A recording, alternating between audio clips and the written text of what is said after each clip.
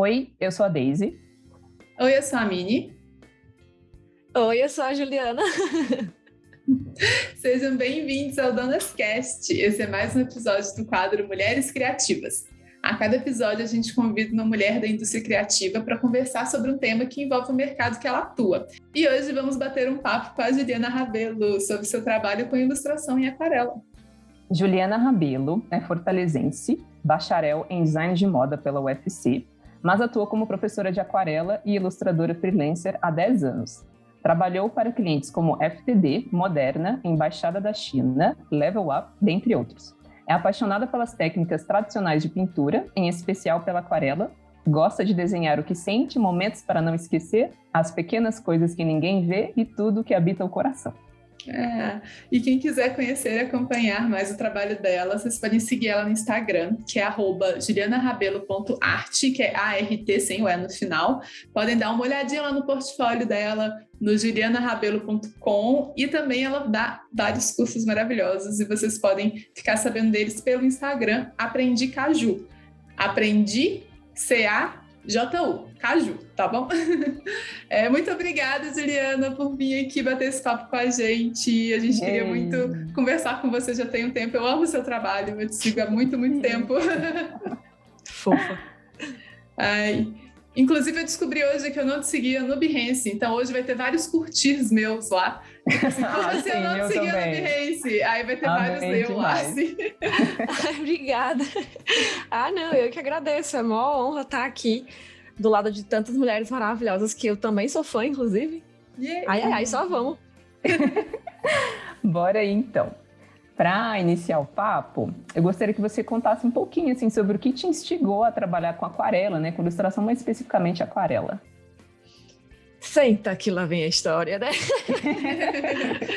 Adoro. Tá, vamos lá. O ano, eu acho que era 2011, por aí, e eu fazia parte de um projeto na faculdade chamado Bolsa Arte. Bolsa, tipo, bolsa de carregar mesmo. Arte, né, de arte. E aí, inclusive, tá ativo até hoje, para quem quiser dar uma stalkeada. Maravilhoso. Bem, dentro desse projeto de extensão, a gente tinha algumas funções como pesquisar e redigir artigos sobre ilustração, criar eventos voltados para a comunidade e praticar. Tudo isso no campo da ilustração. Então, só isso gera uma pequena bolha de alegria dentro do campus do PC. Um beijo para quem é de Fortaleza e sentiu o calor só de ouvir campus do PC. E, bom, aí teve um dia que, nesses dias de prática, né, a gente estava pintando com tinta acrílica e foi a primeira tinta que eu comecei a usar profissionalmente. E aí, um belo dia, não sei o que foi que houve, eu resolvi diluir a tinta em água e aí ficou muito bonito o efeito. E aí, pouco tempo depois, eu estava na internet pesquisando coisas e encontrei o trabalho da Agnes Cecile. E aí eu fiquei muito impressionada, fiquei, caralho, que técnica, isso é acrílica diluída em água e tal. Cheguei para minha orientadora e perguntei. Aí ela disse, não, isso aqui é aquarela. Aí eu fiquei, tá, a gente pode, como brinca, né, eu quero. E aí ela disse assim, essa história eu sempre conto para as minhas alunas. Esteja aqui amanhã, meio-dia, que eu lhe ensino. Só que assim, gente, para quem não é de Fortaleza, talvez seja só mais um compromisso normal, né? Mas, olha, meio-dia em Fortaleza é um sol para cada cabeça, mas eu tava lá, dentro do ônibus, toda feliz para poder aprender a usar aquarela. E aí eu cheguei lá na reunião com a minha orientadora e ela me ensinou a usar os lápis de cor aquareláveis, na verdade. E eu já fiquei, assim, completamente encantada. Foi... Acho que o mais próximo que eu já vivi de amor à primeira vista na minha vida foi isso. E realmente me tocou muito, assim, o jeito da transparência, de como que a tinta se espalha, de como que ela corre na água, enfim. É como se eu estivesse pintando com alguma coisa viva. E isso, bom, não entendi tão profundamente na época, mas cada dia que passa eu entendo mais um pouco, assim, o que foi esse sentimento arrebatador. Bom, a parte mais engraçada da história não é que eu fui de ônibus ao meio-dia para o campus do PC no Sol de Fortaleza. A parte mais engraçada é que depois dessa reunião com a minha orientadora, eu peguei todo o meu rico dinheirinho de bolsista, na época eram uns 200 e poucos reais. Quando 200 e poucos reais ainda dá para comprar alguma coisa. Né? Sim. KKK cry, né? Ai, ai.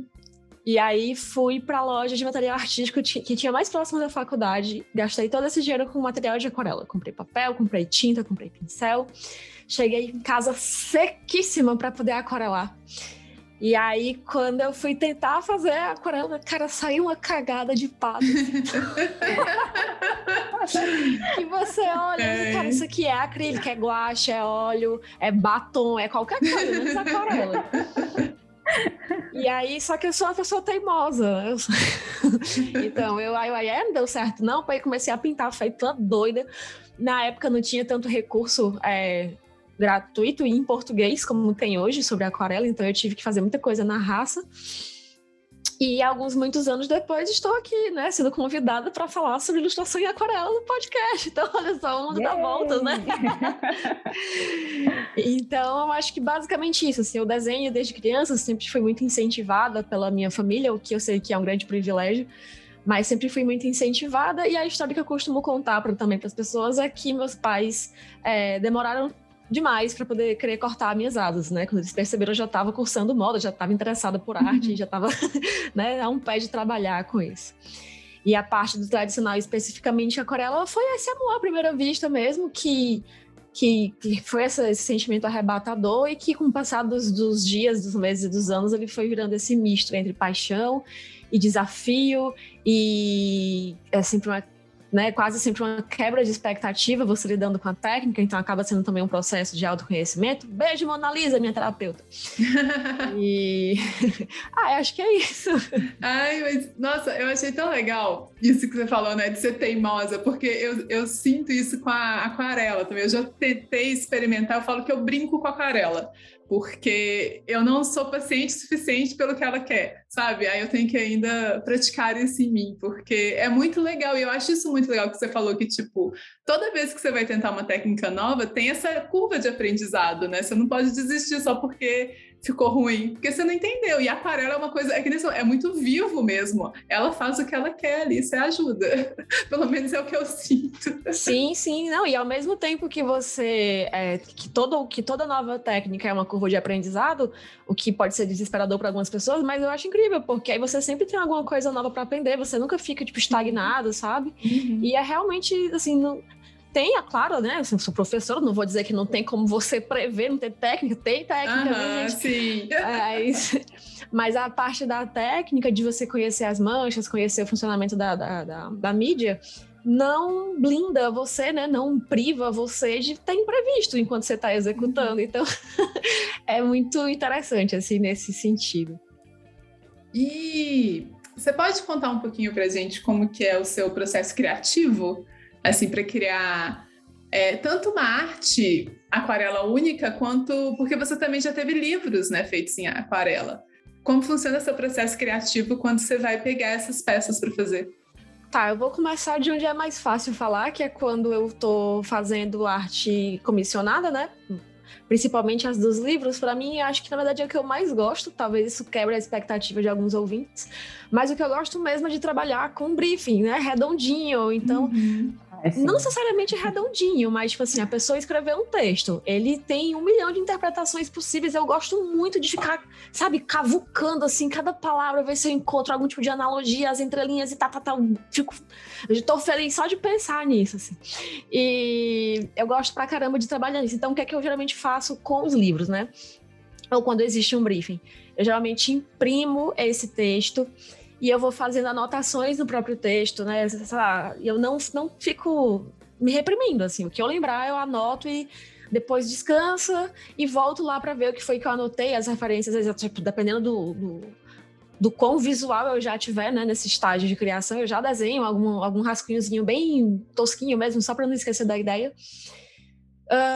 E aí, bom, geralmente eu deixo umas horas, assim, para essa minha cabeça dar uma descansada, depois eu volto lá, vejo o que foi que eu anotei, o que foi que eu desenhei, e já começo a partir para a prática, assim. Eu também gosto muito de começar pela personagem. Desenvolver a personagem, para mim, me ajuda a visualizar melhor essa personagem em cenários, contracenando com outros personagens, a imaginar como que ela é, né? Como é que ela se sente, que tipo de características físicas e sentimentais ela possui. quase que a personagem que me conta, né, a história, assim, ela meio que cria vida, assim, nesse sentido, né, de que ela vai, à medida que você vai materializando, se eu não me engano é a Feigal Strover, inclusive, que tem uma fala sobre isso, né, que desenhar é tornar real. Então, à medida que você desenha a personagem, ela se torna real, ela também vai ganhando, assim, algum tipo de autonomia de dizer, eu sou assim, eu sou assado, eu interajo assim, eu me sento assim, meu sorriso é assim, as roupas que eu gosto são essas, enfim. E aí, depois que tá tudo isso definido, para mim é o básico, eu vou trabalhando nos layouts, nas miniaturas. Então eu gosto de trabalhar primeiro com as miniaturas para ver composição, para ver a divisão das páginas entre imagem e texto. Deixo para fazer a capa sempre por último, e o lettering também, que quando tem lettering envolvido, que é quando eu já tô com o livro bem absorvido, assim, bem assimilado na minha cabeça. Fica um pouco mais fácil de ter esse poder de síntese, né, tão grande que exige uma capa e uma caligrafia própria. E a última coisa que eu faço é aquarela, né? E aí, dependendo do nível da interação com o cliente, eu faço um teste de cores no digital antes e mando para aprovação. E quando eu já sinto que o cliente é mais, tipo, faz o que você quiser, liberdade criativa e tal, aí eu não faço, eu faço esses testes na minha cabeça mesmo, assim. Então eu crio, na verdade eu acho que eu crio dois tipos de miniaturas, assim, vamos dizer, né? Dois tipos de caminhos. Eu crio o caminho da figura, né, do desenho, então eu faço as miniaturas das páginas só para eu ver se a leitura tá boa, se a dinâmica tá boa, se a narrativa tá funcionando. E eu gosto de fazer isso também com as cores. Então, de repente, eu gosto de começar, sei lá, tem uma história que fala... O último livro que eu ilustrei, por exemplo, era um livro que falava sobre uma cidade que ela era muito limpa, muito esterilizada, assim, e de repente começava a surgir umas manchinhas verdes, mas as manchinhas verdes elas eram só basicamente tipo natureza se manifestando. Bom, o ponto é que, para esse livro, por exemplo, eu fiz a narrativa do visual, né, com os personagens, com as miniaturas e tal, e a narrativa das cores. Eu comecei com tons de azul, engraçado que eu acho que eu vou falando e você já vou imaginando as cores, assim, né? Sim, mas...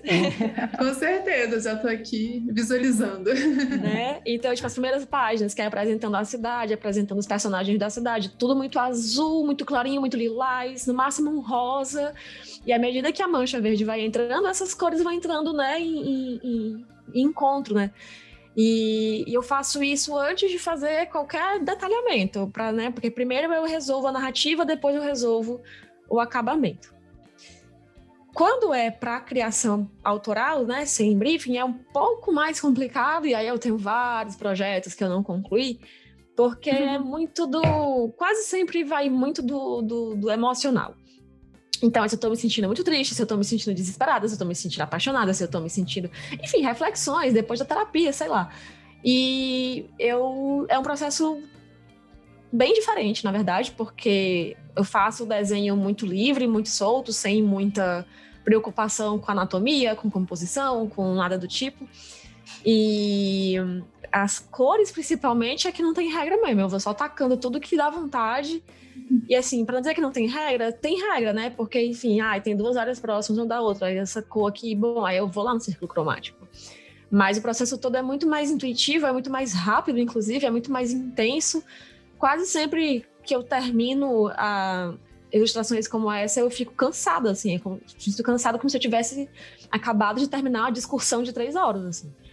Porque realmente puxa muito da minha bateria, puxa muito da minha disposição para enfrentar esses demônios que sejam, esses pensamentos que sejam, e materializá-los e dar forma a coisas que não têm forma, e cores a coisas que não têm cores, enfim. Então, acho que é isso. Eu acho que só não é mais solto porque eu vim nesse mundo com a infelicidade de ser virginiana. Então, eu tenho uma certa necessidade de perfeccionismo. Então, acabar ajustando algumas coisas. Tá muito absurdo no sentido de que muito fora, assim, do que eu costumo fazer, eu acabo dando uma lapidada, mas tento preservar ao máximo, assim, o conceito e a ideia inicial. E uma coisa que eu tenho tentado fazer agora, nas últimas semanas, meses, é deixar a aquarela ser aquarela. E aí eu começo fazendo isso pelo meu trabalho autoral, até eu me sentir segura com isso de deixar a aquarela ser a aquarela. Eu vou já explicar o que é isso. E aí para depois eu aplicar nos trabalhos que me são, né, enfim, contratados para fazer. deixar a aquarela ser aquarela é basicamente deixar as manchas acontecerem, não ficar me preocupando se vai surgir alguma textura que eu não estava esperando, enfim, deixar ela ser livre. E é uma coisa que tem muito a ver, né, puxando aí de volta a coisa do autoconhecimento, com a necessidade de controle que a gente tem. E aí, acho que foi a Mini que falou, né, que não tinha paciência que a aquarela demandava. Nossa, deixa eu esconder aqui o rosto. Assim. Vocês não estão vendo, mas estou escondendo. Tá escondido até aqui na gravação, gente, vocês terem ideia do quão sério é. O cara tá vermelhinho, assim, ó.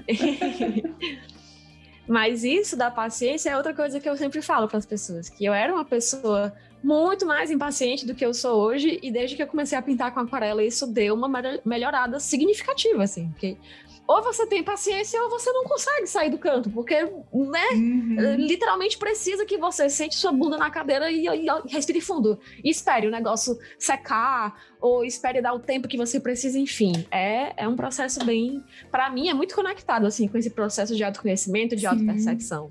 Não, com certeza. Sim, nossa, muitas coisas eu vou comentar, assim, muito legal, todo o processo que você falou. Eu acho isso tão interessante, principalmente quando eu estava falando sobre o processo criativo de livro, porque é isso, né, a gente faz todos os rascunhos lá e já apresenta isso para o cliente, e aí quando tem o briefing já explicado, é muito mais definido, né, para você também não sair muito fora, assim, do que já foi alinhado. E aí, como é que é essa parte de, tipo, teste de cor, né, que você faz os testes primeiro para você, define mais ou menos o estilo, e depois apresenta para o cliente, tipo, umas provas de cor, para ver se é isso mesmo ou não, porque, igual você falou, às vezes tem ilustrações que vai ser uma transição de cor ali na história, né? Então, tipo, e ali você só vai testar isso depois mesmo, quando estiver finalizando, né? Aí eu tenho super curiosidade de saber, assim, como é que é esse processo. E eu achei super legal você contando. Obrigada. Tá, essa é uma pergunta bem interessante, Daisy. Como eu trabalho no tradicional, né? Existe uma questão aí relacionada ao material, que ele não é barato e que se você errar, muitas aspas, né? Desculpa. Se você errar, não tem muito como você consertar, muitas vezes não tem como consertar. Então, quando eu trabalho para um cliente, eu meio que não tenho o benefício da dúvida, só quando o cliente realmente me deixa muito livre e olhe lá, porque mesmo assim, às vezes, eles ainda querem alteração. Bom, então, aí, depois de levar muita rasteira, né, de perder muito material nesse negócio de fazer as cores no papel de uma vez e aí ter que refazer um monte de coisa, eu comecei a fazer os testes no computador. Então, parte do meu processo de trabalhar com o cliente é, inclusive, enviar as páginas com o desenho a lápis finalizado, para eles terem a ideia do desenho, do tamanho, da proporção, tarará. E aí, quando é aprovado o desenho, eu vou para a cor. E aí, esse teste de cor eu faço no computador. Eu não pinto todas as páginas, eu escolho uma para aplicar, e aí, dependendo, né, enfim, aí pego todas as miniaturas e pinto só com esquema de cor, para o cliente ter uma ideia dessa coisa da narrativa, que eu falei para vocês mais cedo. E o cliente aprovando, aí sim eu vou atrás de reproduzir essas cores do digital na aquarela. Já aviso de antemão que, assim, olha, vai chegar muito próximo, mas talvez não chegue 100%, porque, enfim, né? Cor, luz e cor pigmento são duas coisas completamente diferentes, assim, a lógica de funcionamento. Mas é isso. E aí, desde que eu apliquei, assim, esse processo, tem dado muito certo, porque com esse tempo todo de experiência, né, eu já meio que consigo, assim, criar quase literalmente qualquer cor na aquarela. Então, pegar uma cor que está ali no digital e já foi aprovada e fazer essa cor para trabalhar no livro, para mim é muito mais seguro, é muito mais otimizado também, do que pintar todo o livro para depois sair refazendo tudo, nem que seja no digital. Então, é isso, assim, bem prático, bem quase burocrático. Assim. Não, mas porque assim, a gente sabe que o cliente, muitas vezes, ele é muito visual, né? E aí, por mais que você, às vezes, explique, ele quer ver. Às vezes, para ele entender, ele precisa ver, né? E aí, é por isso que eu fiquei muito curiosa nessa parte. Nossa, mas como é que faz? Porque então, essa ajuda digital é muito boa mesmo. Sim. Não, e fora que o nome de cor, no geral, é muito subjetivo, né? A gente tá falando... Quando eu comecei a falar essa frase, eu pensei no nome. Isso aqui vai ser vermelho, isso aqui vai ser rosa. Cada um de nós pode estar pensando aqui cores diferentes para esses nomes que eu acabei de dar, né? Sim. E a outra coisa da subjetividade subjetividade é que quando você trabalha com o cliente pela internet, ainda tem a coisa da calibração das telas, né? Que também pode dar interferência. Então, é realmente muito subjetivo. Então, a ideia é tentar diminuir ao máximo, assim, esses imprevistos e falhas de comunicação, que não são de comunicação, na verdade, né? São falhas técnicas mesmo, assim, que o projeto pode correr devido a essa instabilidade cromática. Olha que bonito. Mas né? E é muito doido, às vezes, você mesmo em casa. Eu tenho aqui, eu uso uma Ruion, dela pro minha tela do computador já varia pra caramba. Sim. Aí eu tenho que ficar assim, meu Deus, o que eu faço? E tentar calibrar. Então, isso aí, quando você manda pra uma outra pessoa, e às vezes você nem sabe onde a outra pessoa vai abrir, se tá mesmo a calibrar. É realmente uma coisa que você tem que ficar atento, assim. E aí eu tenho uma pergunta também sobre isso, que aí eu fiquei curiosa agora. Que a entrega final geralmente é digital ou você entrega original? Depende do cliente, porque tem cliente que, aliás, acho que nenhum cliente até hoje, eu já fiz uns 10 livros, nenhum cliente até hoje pediu os originais. Então eu faço a entrega do arquivo todo do digital mesmo. Aí faço a digitalização das imagens, né, com scanner, trato no Photoshop, né, deixo bem bonitinho para impressão. E dependendo de como for o processo com o cliente, eu acabo mandando um original por correio, sabe? Porque às vezes é legal você... Eu não sei, às vezes o cliente é muito gente boa com você. Sim. Às vezes dá vontade realmente de você, tipo, olha, obrigada por essa oportunidade aqui, eu fiquei muito feliz, então quero né, demonstrar isso de alguma maneira fisicamente. E às vezes porque você vê que é um cliente em potencial, que conhece outros escritores, que trabalha, enfim, tá muito inserido no meio, e aí você quer fazer aquele velho networking e se manter na cabeça do cliente, né? Então, para esses dois casos, assim, é quando eu geralmente mando os originais. Na verdade, assim, eu mando original para todo mundo. Para quem eu não mandei original, pode me cobrar aí que eu mando, tá? Vai lá, gente, manda e-mail. Mas eu gosto de mandar por isso, assim, acho que é sempre uma troca. É muito tempo trabalhando junto, né? É coisa, assim, de, no mínimo, um mês você trabalhando junto ali com aquele cliente. Então, você acaba criando um certo vínculo. Então, acho uma forma gostosa, assim, de encerrar esse ciclo, sabe? Ai, com certeza. E isso é muito legal mesmo, de fazer você manter essas boas relações. Isso é muito importante para a carreira, né? Mesmo que, assim, não era... Ninguém pediu, mas é legal fazer, né? E ainda mais quando é um projeto como livro, né? Que, assim, é uma parceria, principalmente o livro infantil, né? Entre autor e ilustrador. Então, é muito bacana. E eu acho uma coisa muito legal que você falou, porque... Eu tinha isso quando eu estava na faculdade, meus vários anos atrás, quando eu era novinha e não sabia nada do mundo, e estava começando a experimentação artística pela primeira vez, e eu tinha essa ideia do tipo assim, o desenho tem que estar perfeito como ele é, e assim, aí eu ia muito para às vezes desenhar em técnica tradicional, e hoje em dia eu vejo que tipo, tá tudo bem você fazer correção, que nem você falou, né, que faz às vezes uns ajustes no Photoshop e manda para o cliente, né? Eu achei isso interessante só de pontuar, porque eu acho que eu tinha isso na minha cabeça, tipo assim, é proibido você mexer com o original, com coisa assim, eu acho só um comentário, assim, que eu acho isso interessante, assim, de ter essa quebra. Porque eu tinha muito isso, eu não sei se mais pessoas têm, mas eu tinha essa ideia meio errada de como tinha que ser o processo criativo, sabe? Sim, não, e também tem muita gente que fica naquela de, não, eu sou artista, então tudo que eu faço é imaculado, ele não pode ser tocado, né? Don't touch, it's art, né? Mas quando você trabalha para um mercado como esse, você tem que realmente baixar a sua bola e tipo, como você falou, né? É uma parceria. E assim, em tese, acho que... Como é que é o nome da mulher que fala? Sofia Van Der, do Paralelo Livro Ilustrado. Não sei falar o sobrenome dela. Deixa eu chamar de Sossô, nossa amiga íntima. A Sossô que fala, né? Que o ilustrador do livro infantil, ele é coautor.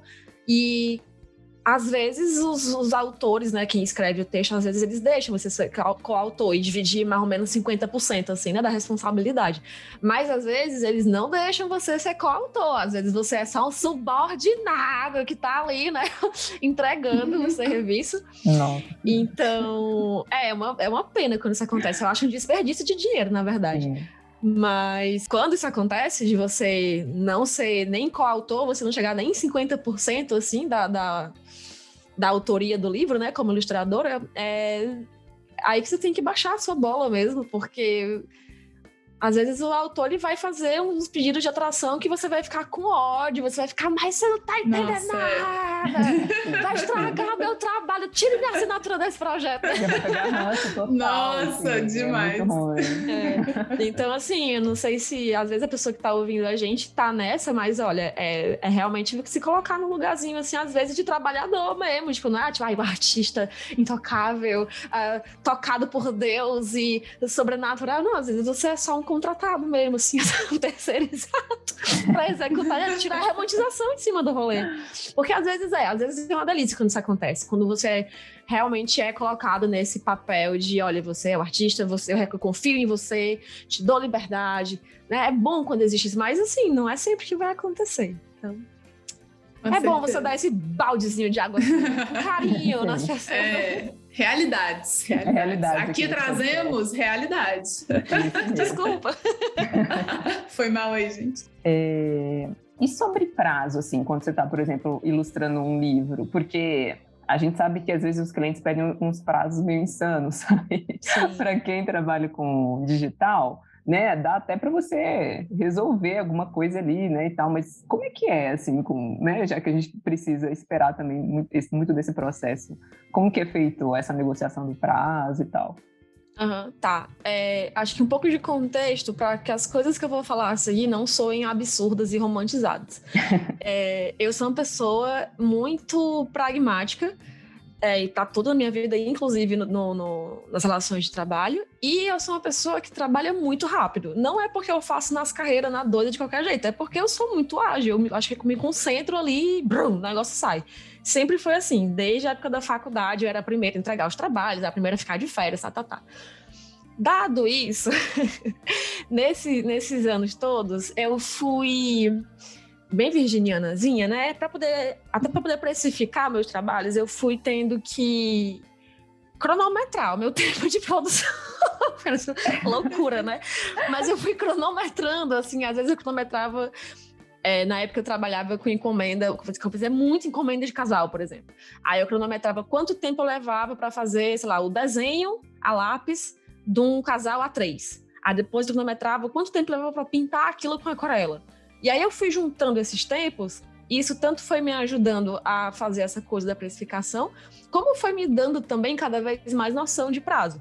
Então, se eu sei que eu levo, sei lá, 6 horas para finalizar uma ilustração complexa, grande, no A3, isso vale mais ou menos para um livro infantil, né? Então, a partir daí fica bem mais fácil de mensurar esses prazos.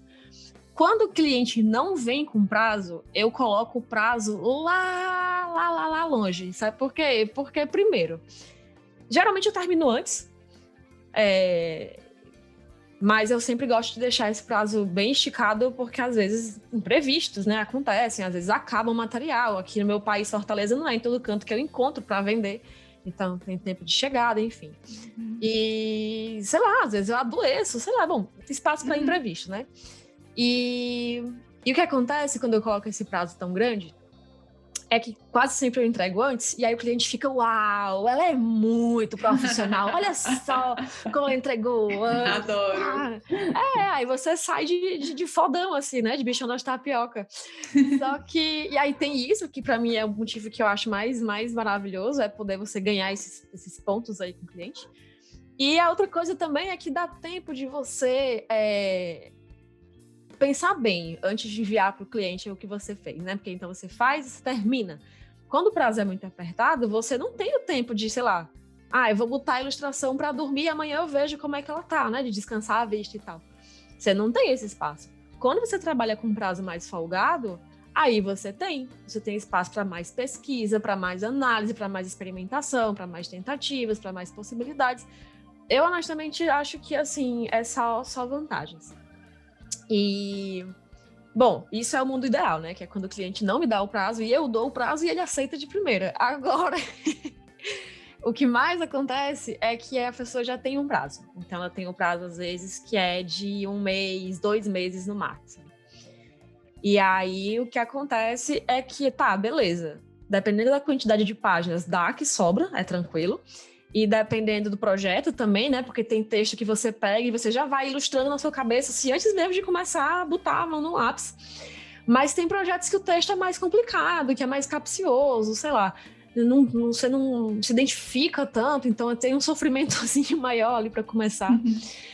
Mas, e aí eu tento negociar sempre, assim, porque mais importante, na minha humilde opinião e experiência, certo? Do que você cumprir um prazo à risca, é você ter uma boa comunicação com o seu cliente. Porque às vezes você tá lá dando gás na sua ilustração e, sei lá, tive uma tendinite. Eu ia entregar no tempo, mas eu tive uma tendinite, é um imprevisto de ordem de saúde, como é que eu vou, né? Então, essa comunicação com o cliente, ela te resguarda no sentido de mercado, assim, sabe? De seu nome no mercado. É muito mais do que a entrega no prazo. Claro que entrega no prazo é importante. Entreguem as coisas no prazo, gente, pelo amor de Deus. Nós estamos falando, né? Olha o que é que vocês vão colocar na minha boca essa palavra. Né? Não, porque a Juliana disse que não precisava e nada disso. As citações da Clarice Lispector lá vai ter o seu. Olha lá o que vocês vão colocar na minha boca, pelo amor de Deus. Mas é isso, assim, então essa comunicação é essencial. Então, quando o prazo é apertado, eu falo, tipo, olha, esse prazo aqui, ele tá bem menor do que eu costumo trabalhar. Eu consigo te entregar se, por exemplo, a gente diminuir as quantidades de alteração. Então, às vezes, eu mando essa. E aí, meu chapa, se ele quiser alteração, ele vai ter que me dar mais tempo. E aí é ótimo. Né? E geralmente funciona assim, esses acordos, né? E a outra coisa que eu faço é isso. Tipo, olha, de novo, esse prazo é muito pequeno. A gente pode negociar as alterações. Mas se eu tiver qualquer imprevisto, e por qualquer imprevisto, a gente está falando de ordem médica, de ordem pessoal. A internet caiu, você não conseguiu subir os arquivos, sei lá. Se eu tiver qualquer imprevisto, eu vou te comunicar com antecedência e você vai ter que confiar em mim, porque, né? E é isso. E aí, geralmente, assim, muitas vezes também acaba que o cliente demora para responder, e aí, olha, você demorou 3 dias para me responder, e esse prazo, né, eu fiquei parada aqui enquanto você tava... E a gente vai negociando, assim, ao longo do projeto, né? Assim, eu faço o contrato, é um documento oficial, mas também é um documento oficial as trocas de e-mail que você tem com o seu cliente, né? Então, quando você comunica para o seu cliente que, olha, vou precisar atrasar tanto tempo por causa disso, disso, você sabe, você também está resguardado judicialmente no pior dos casos, né? Então, a comunicação, gente. Comunicação é a chave para tudo na vida. Sim, com certeza. E é essa ideia, né? Às vezes a gente tem uma ideia que a gente tem que ter medo do cliente, né? Mas eu não posso desagradar ele, que eu vou falar que eu vou demorar mais, mas você tem que ser honesto. É muito pior você ficar se enrolando, sabe? Você sabe que você não vai conseguir entregar, você sabe que você teve um problema, e tudo bem você ter um problema, gente. Tem coisa que você não controla o mundo, né? Você não controla tudo que está acontecendo. Então, essa troca é muito tranquila também. É algo que acho que quando você vai ficando mais acostumado, né, vai ficando mais fácil também. Mas honestidade ali com o cliente é tudo. Saiba seus limites, né? Saiba até quando você consegue. Isso que você falou eu achei muito legal, de tipo... Até eu nunca me cronometrei, mas eu sempre quis, porque eu acho isso muito legal. De verdade, eu acho isso super legal, porque às vezes as pessoas falam, não, eu demorei tantas horas numa peça, eu demoro tantas horas. Eu falo assim, eu não faço a menor ideia de quanto eu demoro para fazer as coisas. Eu só penso assim, acho que dá, vamos.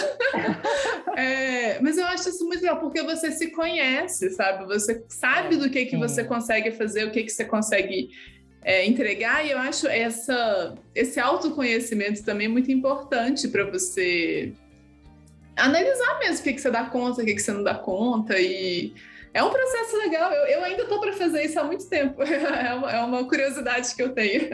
É muito útil falando do ponto de vista prático, e é extremamente chato você fazer, porque às vezes você esquece de cronometrar, você esquece de pausar a porra do cronômetro, né? Às vezes você esquece de começar a setar o cronômetro. Não, já tô aqui faz não sei quanto tempo. Mas, e aí assim, né, dados essas margens, uma coisa que é importante dizer é que arredonda para mais. Na dúvida, arredonda para cima, que se você terminar antes, tá tudo certo, né? O problema é você atrasar. Sim. E a outra coisa que você falou, menina, que eu queria comentar, é a coisa do medo do cliente, né? Pensa que assim, Você vai desagradar o cliente, sim, se você propuser Provavelmente você vai desagradar o cliente se você propuser uma renegociação de prazo, mas você vai desagradar muito mais se você não entregar no prazo. Se Sim. você sumir, se você entregasse de qualquer jeito. Então, o menos pior ainda é você tentar negociar e se comunicar, por mais que isso dê um medinho. Mas isso também demonstra que você é uma pessoa muito madura, muito profissional e muito consciente das suas limitações. Isso é muito valorizado. Com certeza, nossa.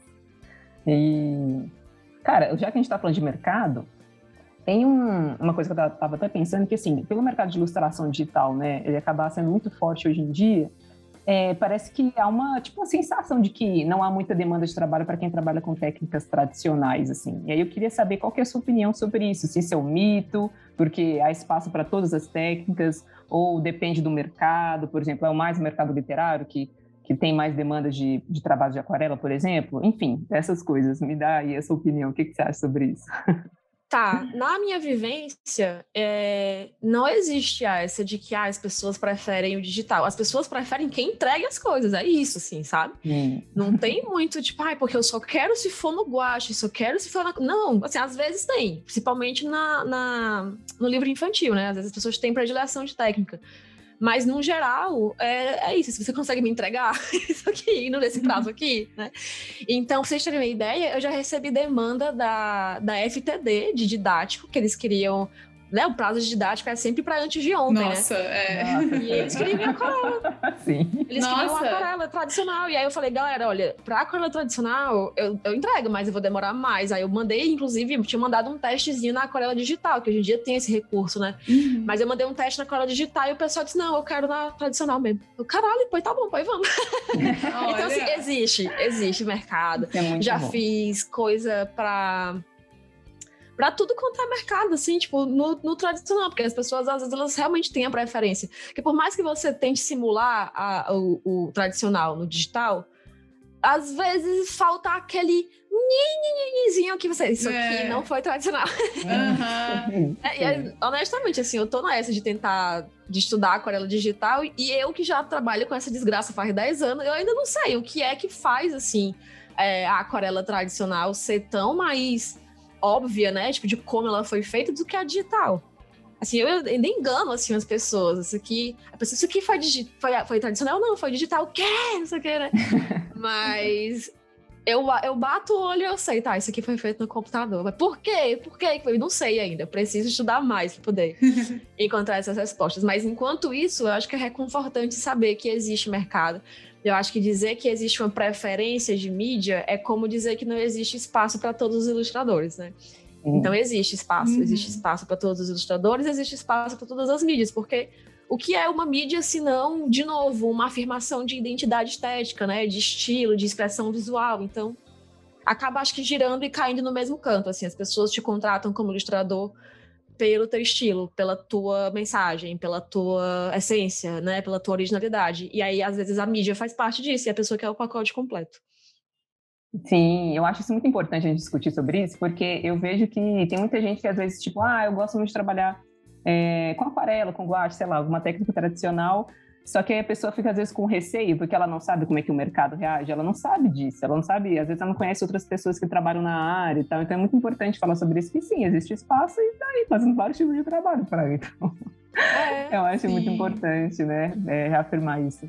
Eu não sei se vocês percebem, assim, essa onda, e aí eu vou falar isso com o risco de datar, né, esse episódio, mas eu acho que está existindo, assim, uma tendência de especialização, de nichar, cada vez mais nichando, assim, esses mercados, de modo que você tem, sei lá, falar aqui de aquarelista. Tem um aquarelista que é especializado em ilustração de livro infantil. Tem um aquarelista que é especializado em pintura de pet realista, em retrato realista, e retrato fofinho. E, sabe, cada vez mais, assim, fechando o cerco.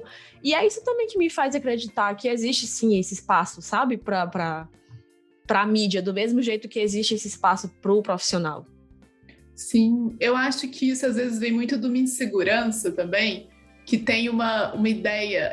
Aí eu posso também, gente, estou aqui, né, viajando, vocês vem comigo, porque eu acho que às vezes tem uma ideia, e talvez até venha de quem não conhece muito de ilustração, de que, tipo, digital é mais fácil, que tem essa coisa. Não, Porque tem essa coisa, gente, essa questão do tipo, que você aperta o botão e fica pronto. E aí, eu acho que fica às vezes carregando com gente que às vezes está querendo começar, está querendo explorar, e aí você vem para o tradicional, e você tem também um custo inicial, assim, ambos têm um custo inicial, né?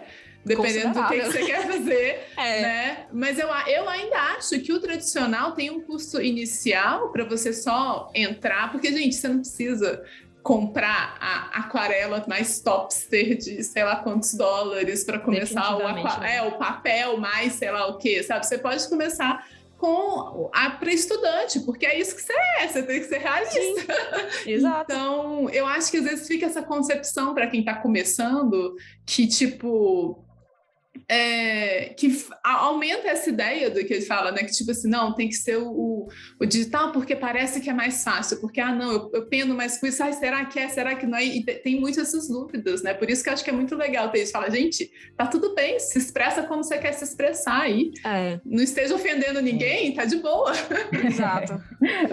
E aí tem esse pensamento também que as pessoas têm de que digital é mais rápido. Pô, o digital é mais rápido quando você aprende a usar essa ferramenta, que nem no tradicional. Mesma coisa, eu sou muito mais rápida hoje em dia no tradicional do que no digital. Você me coloca para fazer uma aquarela no tradicional e a mesma coisa no computador para ver, tanto que eu não me enrolo no computador ainda. Então, assim, não é porque você tem lá a sua mesa digitalizadora e touch, que você vai... Não é assim, não é de jeito nenhum. É como se você tivesse... A sensação que eu tive, inclusive, quando eu comecei a desenhar na tabletzinha que eu tenho hoje, é que eu tava aprendendo a desenhar do zero. Eu não tinha coordenação motora, não sabia segurar a porra da caneta, eu não conseguia, sabe, eu errava, e aí eu ficava, o que é que eu faço com isso? Né? Então, não, assim, não existe isso de que um é mais fácil que o outro, ou que um dá mais trabalho que o outro. Em termos de mercado, mesmo quando você joga, né, aquela ideia de que, mas o tradicional não tem Ctrl+Z. Depende, porque tem gente que quer o tradicional, mas no arquivo digital. E aí você ajeita no digital, né? Faz os ajustes no digital que precisar fazer. Sim, total. Vamos brigar por outras coisas, gente, né? Vamos tretar por outras coisas. Tem muita coisa para tretar no Twitter. Várias. mas e é isso, assim, é o que a gente falou antes, né? É a curva de aprendizado. Qualquer coisa tem, gente. Qualquer coisa nova que você vai tentar tem. E às vezes você é super bom, às vezes no guache você acha que não, então qualquer tinta eu vou. Não é assim, né? É uma tinta nova, é uma coisa nova, você vai aprender. Respira, dá seu tempo. Seja teimosa que nem a Juliana. Vai lá. Não aceite não ficar bom. Vai até ficar bom. Porque é assim mesmo. E aí, outra coisa que eu lembrei, eu tive, semestre passado, né, no curso regular de aquarela, eu tive uma aluna que ela trabalha no digital, ela trabalha, tipo, profissionalmente mesmo, assim, ela faz ilustração para didática, para editorial, então tudo no digital. E aí, no final do curso, ela veio me dizer, assim, que ter esse conhecimento mais fundamental do tradicional ajudou pra caramba ela no digital. E o contrário também aconteceu, né? Porque, tipo assim, ela queria fazer lá a pintura dela. Ela ia no digital, fazia o esquema de cor, fazia os ajustes, depois ia transpor para aquarela. E aí, na aquarela, quando ela estava lá só estudando despretensiosamente, sem aquela pressão do prazo, ela tinha, às vezes, os insights, ela criava, às vezes, umas paletas de cor, enfim, sei lá. E ela, caraca, isso aqui eu posso aplicar no digital, né? Então, meio que vai transitando, né? De uma mídia para outra, assim, não é uma coisa tão engessada. Eu gosto muito de fazer analogia com música, não que eu seja profissional em música, na verdade eu sei pouco e ruim, mas eu sei o suficiente para fazer as analogias, que você pode entender teoria musical como ninguém. Você pode saber todas as escalas de todas as coisas e saber todas as claves. Isso não vai fazer com que você, que sabe tocar piano, saiba tocar uma guitarra. E aí para esticar um pouco menos a comparação. Não é todo mundo que sabe tocar violão, que sabe tocar guitarra, que sabe tocar baixo, tudo instrumento de corda, sabe? Na arte visual é a mesma coisa. Assim, não, de novo, o violão não é melhor que a guitarra não é melhor que o baixo não é melhor. Cada um tem a sua função ali, né? Se você pega uma banda, a gente tem banda de rock que tem 2 guitarristas, sabe? E aí você quer ficar dando volta de importância para a mídia da arte visual, isso não faz sentido, né? Sim. Sim. Não, eu acho que isso que você falou é muito, muito legal mesmo, isso de tipo, uma vai conversando com a outra, porque também tem gente que faz a mídia, como é que é o nome? Técnica mista. Técnica mista, que técnica mista, que eu acho uma coisa super legal, você criar suas texturas numa tinta e depois aplicar numa outra ilustração, e eu acho que isso é um processo, assim, que é muito interessante, que você tem um momento de experimentação, de se deixar, assim, sabe, experimentar e se deixar curtir esse processo também, eu acho muito legal. Sim, muito válido. Você só ganha com isso, na verdade, né? Tem gente que considera, assim, esses momentos, essas experimentações como perda de tempo, porque, não tô produzindo para o portfólio, mas agora, às vezes, esquece que esse processo da experimentação mais casual, assim, mais livre, é extremamente importante para a sua formação, da sua linguagem como artista. Sim. É lá que vão surgir, né, os imprevistos, às vezes surge um acidente que vira parte da sua assinatura visual, às vezes surge uma ideia que você não tinha espaço para ter, né? Enfim, é primordial, faz parte do trabalho, faz parte da rotina do trabalho ideal, né, de um artista, esse momento de experimentação mais descompromissado, vamos dizer assim. Sim, eu acho que é basicamente você exercitar a sua criatividade, né, tipo, de outras maneiras, assim, porque é isso, você tem que... Eu acho que você acaba buscando referências de outras coisas, né, da vida para o seu trabalho, então ter às vezes essa ideia limitada, né, de não, vou fazer só isso aqui e tal, e vou, sei lá, perder de tempo, fazer outra coisa, acho que não tem nada a ver, porque no final das contas, né, tudo que você está fazendo ali com o seu trabalho como artista, fala de você como um todo também, traz a sua bagagem, né, então essas experimentações são muito válidas. Total. Com certeza.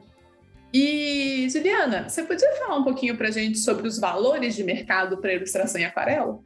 Eu posso falar dos valores que eu tenho mais experiência, que são os valores para livro infantil, né? Porque, como eu falei, né, a experiência da FTD ela foi a experiência de uma vez só, inclusive. Depois eles gostaram da aquarela digital e ficaram, enfim. Então, eu só precisei precificar a aquarela para editorial didático uma vez só. Bom, para livro infantil, esses valores, eles se dividem de acordo com a quantidade de páginas, a quantidade de itens, né, que o autor, a editora querem que você ilustre. Então, não existe um valor, tipo, fechado. Um livro infantil paga tanto. Porque o livro infantil tem uma capa, uma contracapa, tem, às vezes, uma orelha, às vezes tem uma estampinha que eles querem colocar, né, na contracapa, enfim. E na guarda, aliás. E aí, o que eu sei é que, por exemplo, valores de capa paga-se por volta de R$1.000. Aí, caralho, vou virar ilustrador de livro infantil, ganhar 1.000 contos se eu fizer 10 capas. Você não faz 10 capas no mês, tá? Primeiro de tudo, você não tem estrutura física, você não tem mão suficiente pra fazer 10 capas no mês, eu tenho 2 mãos só. Mas eu sou ambidestro, tá? Então... E a outra coisa é que o projeto de livro infantil, ele demora muito tempo, ele demora, tipo, às vezes demora meses pra ser concluído, né? Então, pense que todos os valores que eu disse agora, você dilui eles, assim, em 2 meses, né? Então, se você fizer só a capa do livro e ganhar 1.000, você, se for 2 meses de trabalho, você vai ganhar 500, na verdade, por mês, né? Então, pensa assim, né? Pensa sempre que esse valor é diluído pelo tempo que você está trabalhando no projeto. Então, a gente tem esses valores de capa que chega ali em torno de R$1.000. Uma página dupla, dependendo do autor, da editora, paga seus 900. Uma ilustração de página simples paga seus 500, né? E aí você vai, tipo assim, se página simples paga 500, uma meia página eu posso cobrar uns 250, 300, né? Você vai raciocinando assim, mais ou menos dessa forma. Esses são valores que são médios, tá? Eu sempre jogo esses valores... que são os valores ideais para mim, e dependendo do cliente, eu abro para negociação, porque às vezes o cliente é só uma pessoa que quer imprimir um livro para dar de presente para a filha, sei lá. Eu não vou cobrar o preço que eu cobraria uma editora para uma pessoa dessa, né?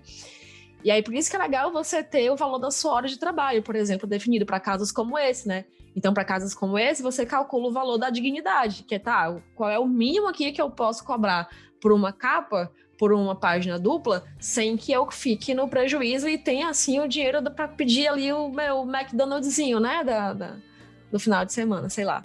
Então é isso, assim, tem isso em mente, mas esses são os valores que eu costumo trabalhar. E às vezes eu tenho a sorte de que esses valores são aceitados de primeira, às vezes não, mas tudo negociável. O importante é você ter, esse é um conselho que eu gostaria de ter recebido quando eu comecei a trabalhar. O importante é você ter o seu valor da dignidade, que é o quanto é que vale eu sentar a minha bunda na cadeira e passar 2 meses nisso aqui.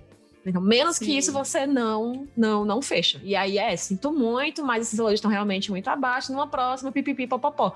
Ou então, tenta negociar com o cliente, porque às vezes o cliente quer um projeto, tipo, mirabolante.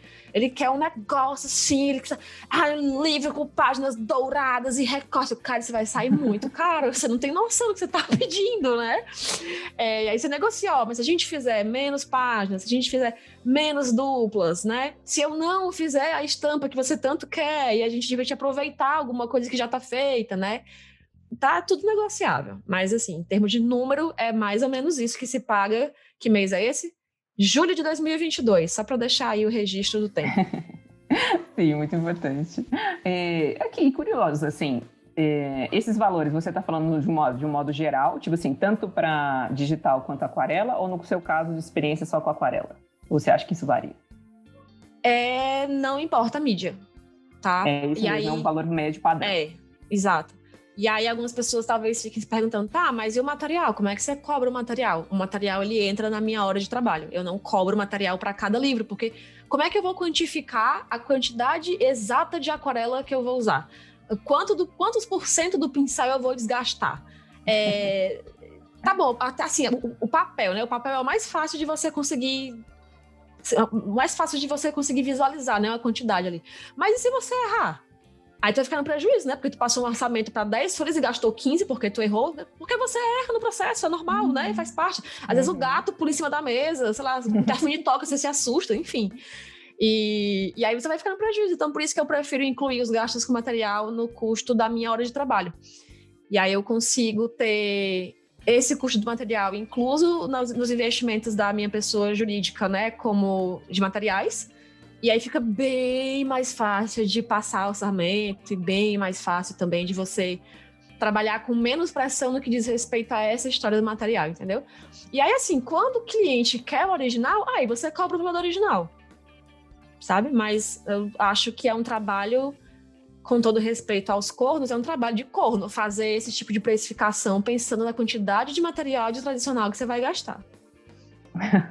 Sim, isso é muito importante, porque eu acho que tem muita gente que não tem experiência, né, com técnica tradicional assim, e acha que tem que precificar tudo isso já no orçamento em si, né, tipo, para passar para o cliente e tal. Então, acho que essa dica aí foi muito boa para quem está ouvindo aí e tem interesse de trabalhar com isso.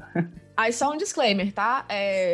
O único caso em que eu incluo o material no orçamento é se é um material que ele é um material que ele é, tipo, muito quantificável mesmo, assim, ele não é, tipo, glitter. Eu não vou contar quantos grãos vem no glitter, né? Então, assim, sei lá.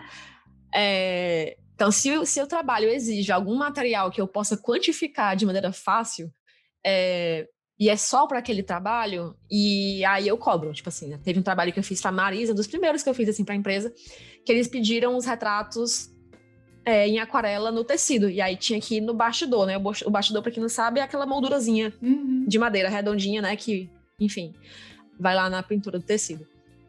E aí eu tive que comprar os bastidores para poder, né, moldurar os retratos, e aí eu cobrei o valor do bastidor, cobrei o valor do meu deslocamento até o local, e enfim, tá lá no orçamento bonitinho, mas assim, é o único caso que eu especifico material em orçamento.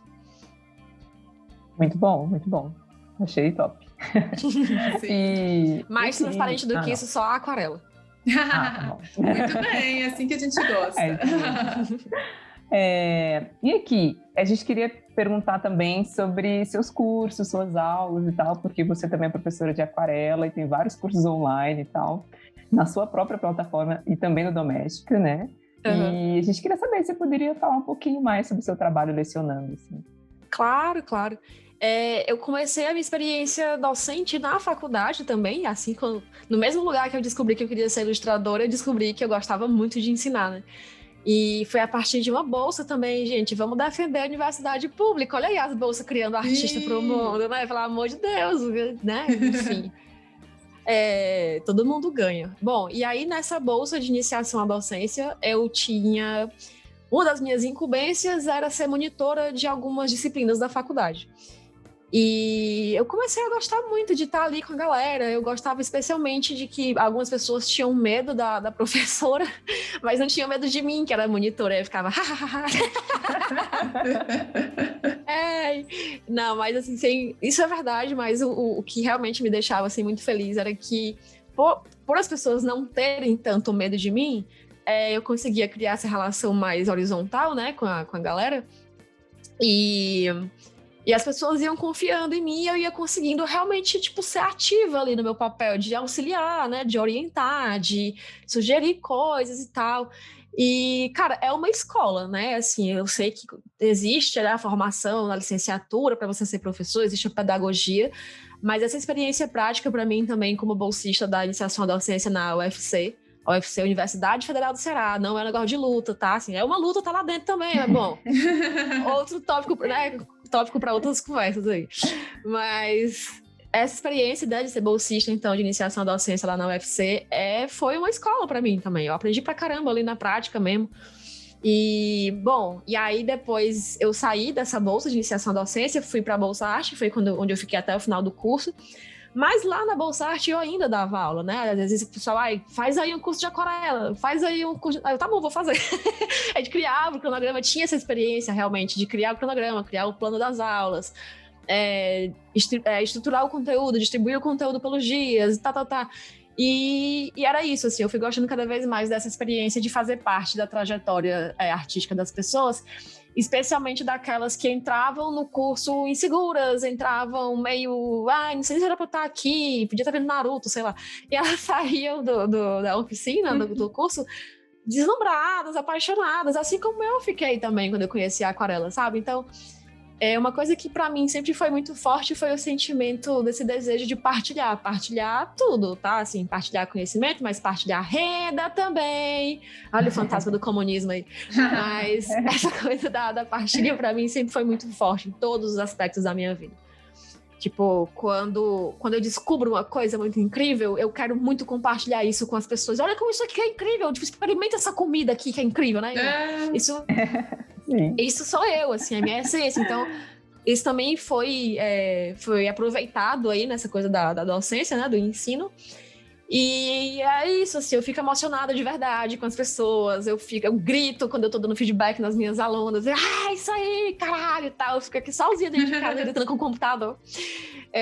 Antes da pandemia, no presencial, né, eu ia lá e abraçava e tal. E é muito gostoso, assim, para além de toda essa parte de você se sentir realizado enquanto profissional, porque de repente você tem um propósito no mundo, né, nem que seja...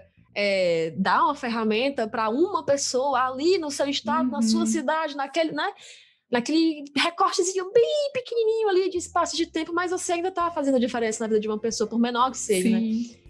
E isso, eu tô toda arrepiada só de falar, isso para mim é muito, realmente me move muito, né? Essa da partilha e de fazer a diferença para alguém.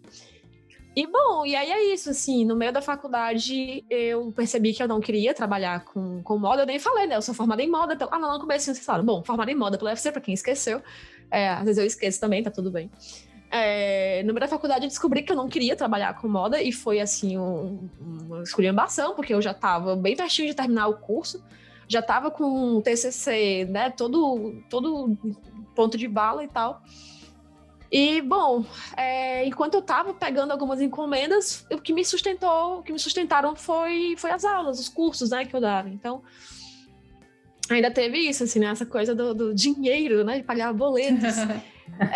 Foi a experiência em sala de aula que me deu também.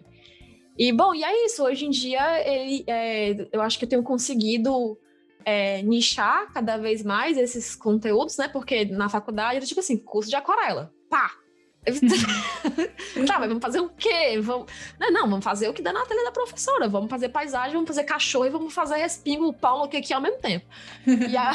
E hoje em dia eu já consigo, depois de ter construído assim uma certa autoridade, né, na internet, enfim, nesse aspecto, eu já consigo, não é limitar, mas acho que nichar mesmo, né? Deixar mais especializado esses tópicos, e aí eu acabo também trazendo pessoas realmente que estão naquela vibe, e aí tudo melhora, assim, quando você consegue definir cada vez mais o que você quer. Tipo, então eu tenho esse curso que é o curso regular, que vai começar agora em agosto. Então, o curso regular, ele é um curso de fundamentos da aquarela, que é até um gancho com o que a gente estava conversando mais cedo sobre as especializações e essa coisa de mercados nichados, né? Então, hoje em dia eu consigo fazer essa separação, vamos dizer assim, de público, né, para o curso. Não falando de uma maneira excludente, pelo amor de Deus, não é isso, mas é tipo assim, tem gente que quer aprender aquarela e quer aprender tudo, quer entender mesmo e quer ter os fundamentos ali, quer ter uma base realmente bem, bem, bem forte. Então, para essas pessoas, é o curso regular, que é um curso que ele é ao vivo, ele é o único curso ao vivo que eu tenho online e de 5 meses. Então, você passa metade do ano, praticamente, você passa comigo, tendo acompanhamento semanal, recebendo os feedbacks do seu trabalho e tendo um cronograma, um conteúdo que ele é muito criado nessa história da escadinha, né? Então você começa ali lá do pequenininho e quando você vai ver, eita, já tô lá em cima. Bom, a ideia é essa, né? De conteúdos que são continuidade, assim, um do outro. Bom, aí tá, mas as pessoas às vezes não quero essa arrumo de tempo, não. Quero um negócio mais rapidinho e mais baratinho. E aí tem os outros cursos, tem o da doméstica, né? Que é o mais acessível, de livro infantil. E tem o curso de flores e folhas, que esse se você conseguir falar o nome do curso 3 vezes, você ganha um piper. Flores e folhas, flores e folhas, flores e folhas. Que é o curso que é de aquarela de iniciantes. É ótimo para quem também não quer essa profundidade toda, e tudo bem também, tá? Se não quiser, ninguém é obrigado a ninguém. Mas é uma opção mais rápida, vamos dizer assim, mais rasa também, mas nem por isso fútil, né? Assim, nem por isso é um dinheiro que é perdido, porque você vai aprendendo enquanto vai fazendo as florzinhas e as plantinhas, e aí é super gostoso, é uma maneira bem quase lúdica, assim, de você ter o contato com a técnica. E tem o curso de retratinho aquarelado, que esse é um curso que eu só abro ele, eu faço na dinâmica de turmas, ele é online também, não é ao vivo, mas aí eu abro turmas periódicas para poder fazer acompanhamento das turmas durante um determinado tempo, assim, pelo Telegram, geralmente. O pessoal vai mandando os trabalhos, eu vou dando feedback. Então, vê que são 4 modalidades bem específicas, né? Então, o curso de retratinho, por exemplo, é um curso que você aprende a desenhar e a aquarelar retratinhos de pessoinhas, sofinhas, cartoon, né? Estilo mais estilizado assim. E o curso de flores e folhas é uma porta de entrada para você ter esse contato com a aquarela de uma maneira mais... com menos cobrança, assim, mais quase terapêutica, né? E tem o curso regular, que é o curso para quem quer ter essa base sólida e ter essa experiência realmente mais próxima com a professora, de acompanhamento semanal e tudo. E tem o curso da doméstica, que é um curso que já é outro rolê, né? Que ele é focado ali em processo criativo para criação de página para livro infantil. E, bom, esses são os cursos que eu tenho que são fixos, né? E... Bom, não é fechado, né? De repente a gente tá aqui disposta para fazer outros coisas. Chama ela, gente. Mas a base é a mesma, assim, a técnica é a mesma. Só muda a aplicação. E eu queria comentar uma coisa em cima, porque é tão bom uma pessoa que gosta de ensinar falando sobre isso. Eu até fiquei um pouco emocionada aqui, porque é uma coisa que eu sinto mesmo. Antes da pandemia, agora a companhia está parada, eu dava muita oficina de animação, principalmente com público infantil. E é tão transformador isso, você dar aula, você ter essa troca e esse sentimento de querer passar conhecimento, eu acho isso tão legal. E eu acho que isso é tão bacana da gente. Se você não quer dar aula também, né, gente? Nem todo mundo que está ouvindo aí tem esse chamado para ser professor ou ensinar, mas só essa troca mesmo da gente que tem com os colegas artistas mesmo, de conversar, trocar ideia, falar as coisas, eu acho isso tão importante, tão válido, sabe, pra gente. A gente aprende tanto com isso, então...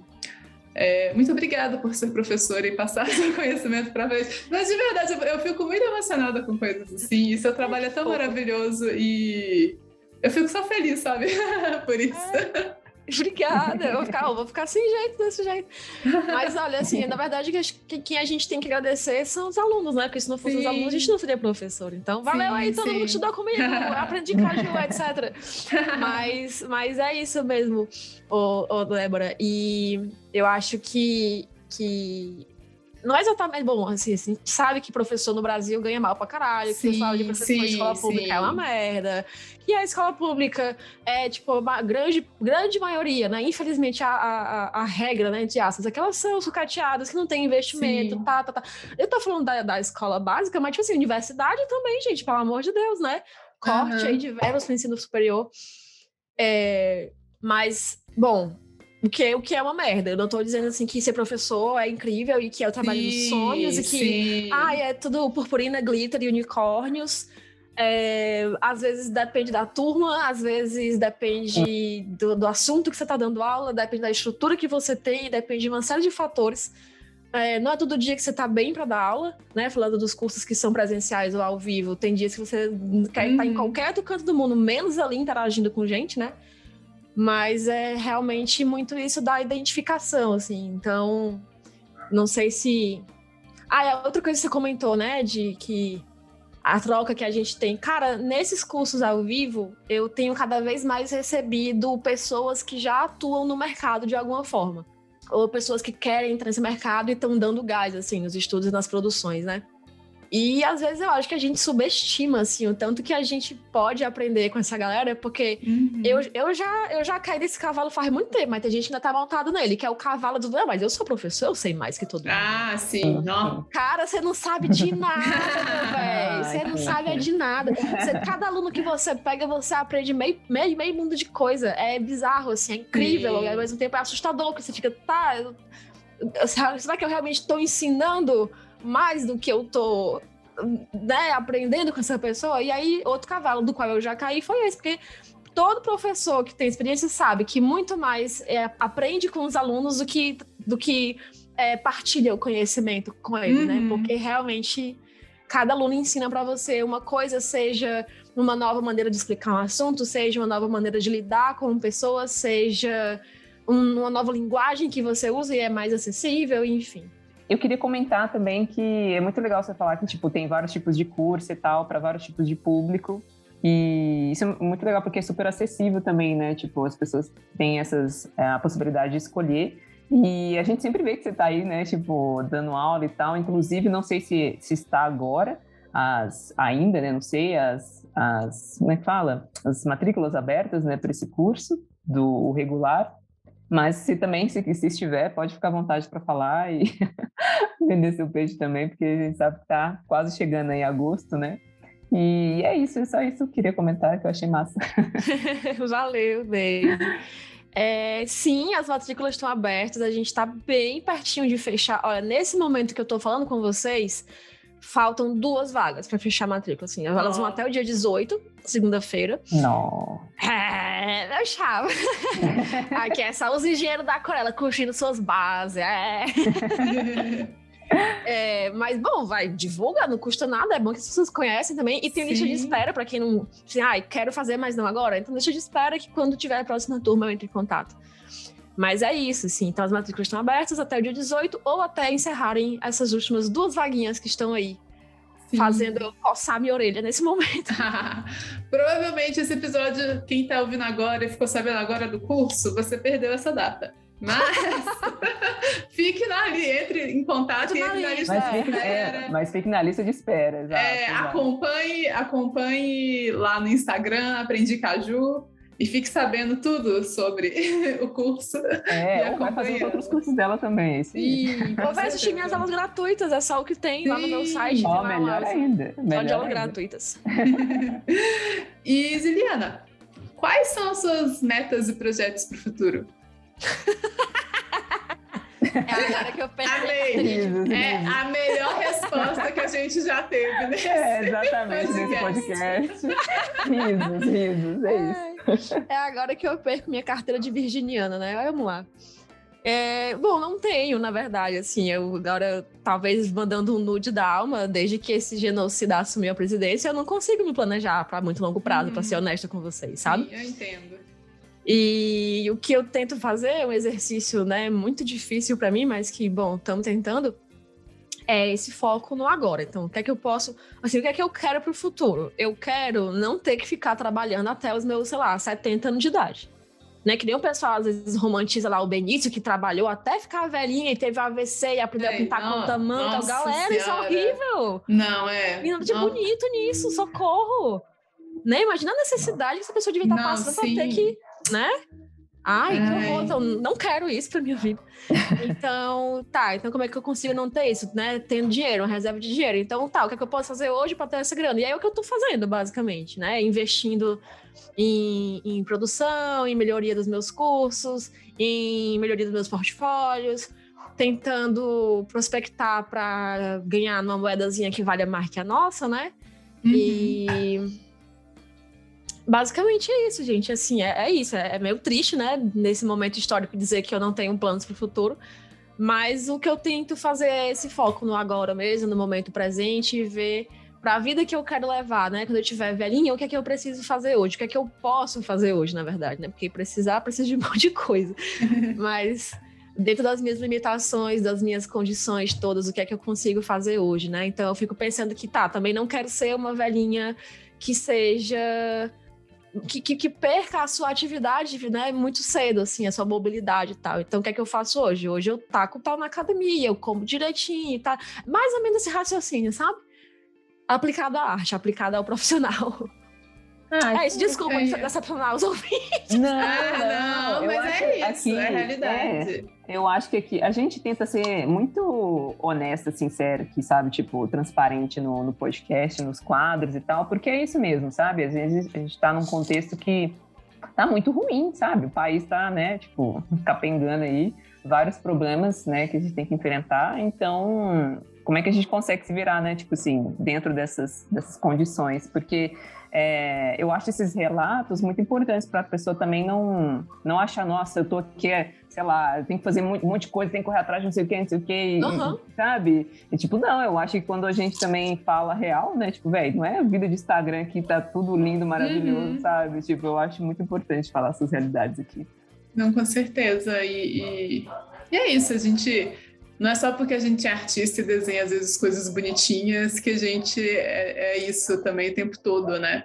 Eu acho que é importante as pessoas terem isso em mente e aceitar. É aquilo que a gente falou, né? A realidade da vida de artista, né? Nem sempre tudo vai ser bom, nem sempre tudo vai ser ruim, e é a vida, né? Como ela é mesmo. Inclusive tem um negócio que talvez seja engraçado aí pro pessoal, pra vocês também, pra todo mundo. É que teve um dia que eu tava aqui pintando, e aí meu namorado tava pertinho, e aí eu não sei, assim, né? A pessoa vê meus desenhos, ela é muito fofa, ela é muito... Não, eu sou fofa, eu sou meio, mas eu falo muito palavrão também. Eu xingo, eu grito, eu também tenho esse ladinho, assim, diferenciado, né? Só que ninguém imagina isso quando vê meus desenhos. E aí meu namorado tava aqui, e eu lembro que foi a primeira vez que ele me viu pintando aqui. Aí eu tava aqui, aí, porra, caralho, não sei o que. Meu Deus, eu jamais imaginei que uma pessoa que... Olha a coisa, eu tava pintando uns passarinhos, sabe, umas florzinhas, assim, tava esculhambando. Mas é isso, gente, é a vida real. Tipo, faz de conta que você é um marceneiro. Aí você tá martelando o negócio. Aí o martelo bate no seu dedo. Tu vai agradecer a Deus por tu vai xingar pra caralho. É isso, né? Com certeza. É isso mesmo. Artista é mais uma profissão também, né? Assim, algumas pessoas ainda levam como artista é um estado de espírito, é uma coisa mística e tal. Mas artista é profissão, gente. É um serviço que você presta também, né? Com certeza. Exatamente. Eu acho que tem muito mesmo essa romantização, sabe? Às vezes, assim, da profissão e tal. E não é mais assim, não é meio assim não, né, gente? Vou falar aqui as realidades mesmo. Porque a gente acaba passando alguns perrengues mesmo. Né? Acontece. Se a gente fosse super bem tratado, né? Romantiza sim. Não é? Né? A gente tá tanto nem lixo por todo mundo. Com certeza. Nossa, sim. E para finalizar...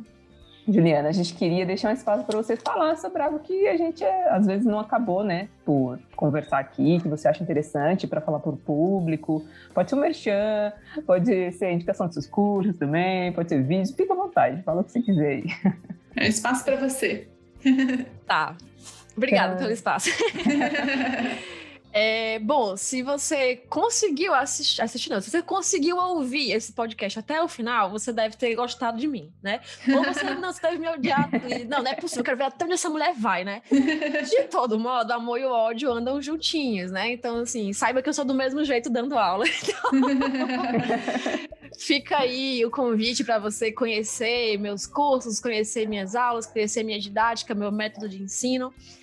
E mais do que isso, eu acho que fica o convite para reflexão, né, dessas questões todas que a gente trouxe, o convite para reflexão sobre a nossa produção artística e o nosso autoconhecimento e a importância da gente ter esse espaço de produzir sem prazo, sem pressão, porque, bem, artista, quando consegue viver, né, a experiência de artista e produzir e criar e experimentar, não é só ele que ganha, né, com essas coisas. A sociedade como um todo ganha. Quando algum artista resolve colocar a sua voz no mundo, toda a sociedade sai ganhando com isso. Mesmo, assim, quando a gente fala assim, às vezes parece que é só um clichê porque ela é a professora legalzona, né?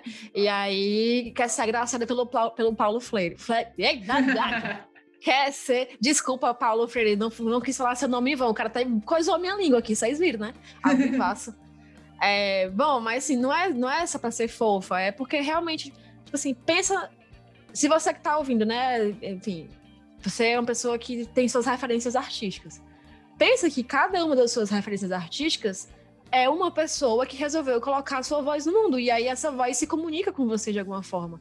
Se você resolver botar sua voz no mundo, você também vai conseguir se comunicar com outras pessoas, sabe? Você vai conseguir dialogar com outras pessoas e com outros sentimentos também, com outras oportunidades. E, de novo, todo mundo ganha com isso. Quando o artista resolve botar a sua voz no mundo, toda a sociedade ganha. E olha, a gente tá precisado de gente botando a voz no mundo dos artistas. Então, botem sua voz no mundo, experimentem sem medo, experimentem técnicas, mídias, com o que você tem em casa. A maioria de nós que trabalha com ilustração hoje em dia começou com um lápis, uma caneta e um papel vai floragem. Estamos aqui hoje, né? Esses lugares que a gente reclama, mas a gente gosta de estar. Então não deixem passar essa vontade, atendam a esse desejo, atendam a esse chamado quando vocês tiverem. E, bom, é isso, né? Fora Bolsonaro, etc. Com certeza! Ai, meu Deus! Ai, que ódio! Não, eu já tô até refletindo sobre tudo aqui. Sim. Refletindo sobre a vida. Nossa, adorei muito o papo. Eu sou fã, viu? Fiquei até o final. Sou fã. Bom! Parabéns, você fez mais sua obrigação, né? Ai. Mas, Juliana, muito obrigada mesmo, sabe? A gente adora demais o seu trabalho. Sério, quem não conhece, ou quem já conhece, vai lá de novo para ver mais as lindezas que ela faz e as composições que ela cria. É tudo muito lindo. E queria agradecer novamente, né? Muito obrigada por ter aceitado bater esse papo e compartilhar aí um pouquinho dos seus conhecimentos e da sua visão artística aí com a gente. Imagina, eu que agradeço pelo espaço, é uma honra enorme estar aqui, Armaria. Alguém falou, não lembro quem foi que disse assim, mas alguém muito importante que falou, né, que a atenção é a forma mais pura de generosidade, né? Então, essa atenção que vocês estão me dando e a atenção que as pessoas que vão nos ouvir vão nos dar, realmente é muito valioso. Então, obrigada mesmo. Obrigada, uma lagriminha caiu aqui. Estamos terminando emocionados. Que a gente continue tendo esse movimento de dar espaço para outras pessoas, inclusive, né? Porque cada vez mais pessoas possam ter cada vez mais espaço. Com certeza. Bom, e é isso, gente. Acho que ficamos por aqui. Obrigada a todo mundo que nos acompanhou nesse papo maravilhoso. Todo mundo agora é só fã, não tem hater, não. Tenho certeza. Se vocês quiserem, né, conversar com a gente, mandar alguma dúvida ou sugestão de convidada, manda um direct no nosso Instagram, @arte.donas, art.donas com 2 N's, ou no e-mail arte.donas, igual o Instagram, @gmail.com. A gente também aparece no Twitter, agora um pouquinho mais. Eu espero, esse vídeo no futuro, espero que esteja. Que é o @arte_donas. Vai lá, interage com a gente. E é isso, muito, muito obrigada a todos que estão aqui. Até um próximo papo. Tchau! Tchau, gente!